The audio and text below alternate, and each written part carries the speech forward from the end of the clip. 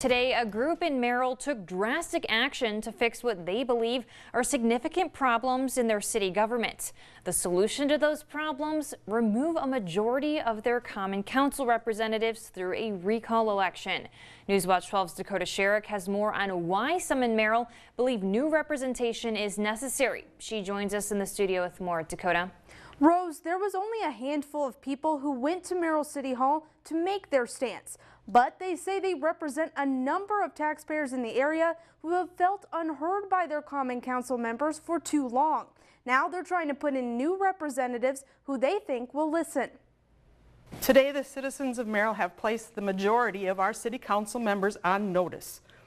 Can you hear us now? This afternoon, a group of Merrill residents handed the city clerk intent to recall papers at City Hall for 5 out of 8 Merrill representatives. For City Alderman District Number 1, Paul Russell. That action comes just months after citizens were angered over a more than 7% increase in their property tax instead of the 3% they thought it would be. Our voices should matter, and we're going to make them matter. Mark Bars is one of the organizers of the recall group. He says nothing came of the more than 150 complaint forms turned in over the city's handling of the budget. It's unacceptable. I mean, this is our government. You can't run a business that way.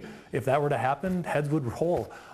Big mistakes like this, or at least people would be reprimanded, and none of that's taking place. The group wants to recall Paul Russell, John Van Lyshout, Dave Suckow, Rob Norton, and Tim Meehan. Steve Sabotke is one person who's planning to try to replace one of those current representatives. We love the city. We don't like what's happening now. We just want to stop, reanalyze, and get it moving forward again. The group will have to get a certain number of signatures from each district within the next 60 days to make the recall elections happen. Once we start going through this process, people will start taking ownership in their city again because they're going to feel like they have a voice. The group hopes that if they can get new representatives on Merrill's Common Council, taxpayers' voices will be heard in City Hall. This is our city, and we need to take it back and make it great.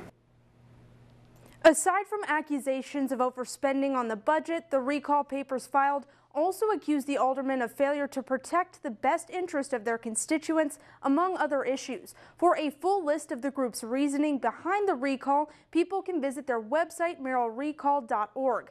I did reach out to all the representatives the group intends to recall, but none want to comment at this time.